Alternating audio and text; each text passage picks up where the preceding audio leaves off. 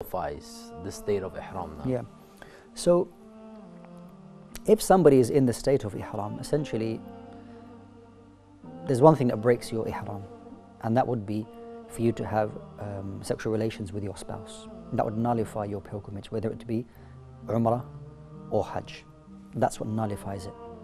Other than that, if you were to do something, you'd fall short on one of the wajibat. You'd fall short on one of the obligations, where you would be required to make an expiation for that.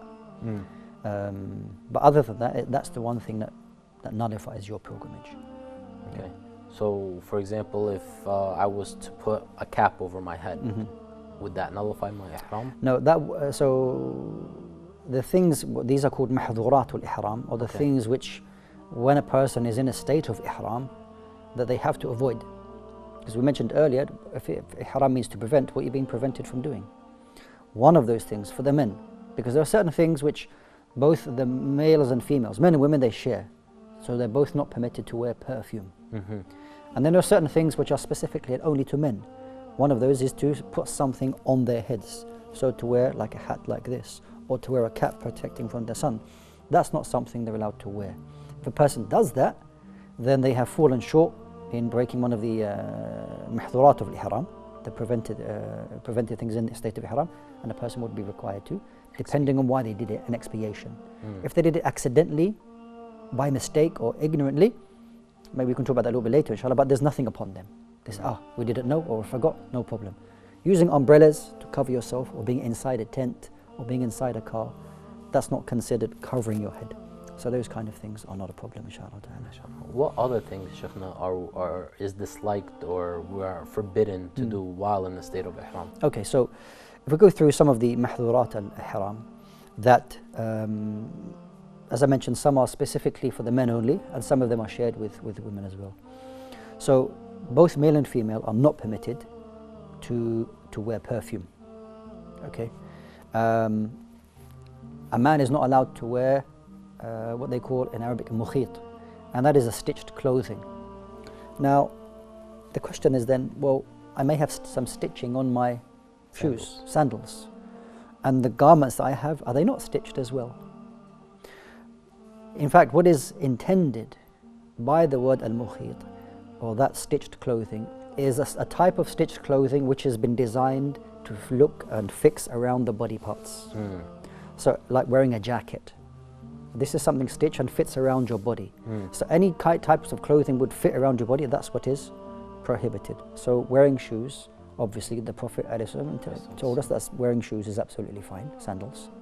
And the two garments themselves, that's obviously fine, because that's not something which is stitched to the shape of your body. It's just something that you wrap around. Okay, so things like jumpers, like trousers, these are stitched clothing which is not allowed for the man to wear. Also, for the man to cover his head, he's not permitted to cover his head. Likewise, for both men and women, to hunt game, wild animals. It's not allowed for you to do that while in the state of Ihram. For both the women as well and men, it's not allowed for them to trim or remove any hair while in the state of Ihram. These are the main things which is men or women are prohibited to do while in the state of Ihram. Now, I know we mentioned that sexual intercourse specifically will nullify your Ihram, but what about this form of foreplay, for example? It doesn't happen often that the husband and wife are together, but maybe, for example, Umrah, they're staying together in a hotel, and some foreplay happens. Okay, so these are some other mahdhurat al-Ihram, adding to the ones that I mentioned before. So any form of foreplay of like cuddling with desire, or kissing with desire, that's not allowed while in the state of Ihram. Also to get married while in the state of Ihram is not permitted. Or to arrange a marriage as well, that's not permitted. And also sexual intercourse, that's not allowed while in the state of Ihram. So you'll find there's like 8 or 9 different mahdhurat in Ihram, added to the 6 I mentioned earlier, as long as those 3. These are all prohibited for a person while in a state of Ihram. Now the question, well, why? Why are these all prohibited? What is the purpose of all of this? If you look at all of those things, about the type of clothing that you wear, So you don't wear like jackets and trousers and shirts, for the men that is, of course. You don't wear any perfume. All of these things, you just wear very simple clothing. Is to keep everybody on a level playing field. Because the pilgrimage is one of the ultimate occasions where everybody, especially the Hajj, will go out together the same. There is no rich pilgrim and there is no poor pilgrim in terms of what they're wearing. So the rich people can have their splendor and show everything that they have in terms of their clothing, and mashallah, and the poor people, they don't have that. Everybody, rich, poor, young and old, same. They're exactly the same when they are performing their Hajj.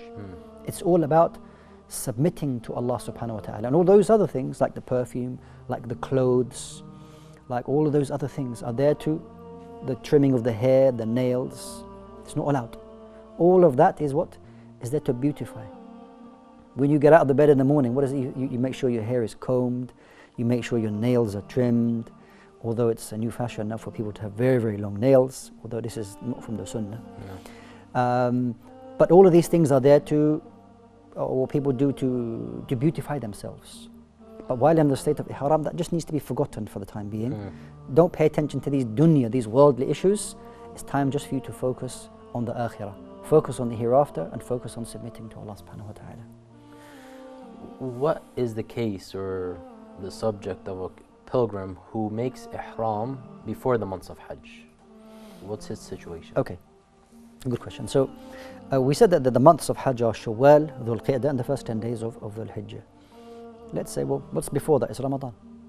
So he's in, or she is in the month of, they're in Mecca in Ramadan, and they are in, not in Mecca, maybe is a better example. Let's say they're in Medina. Let's say they're in Medina.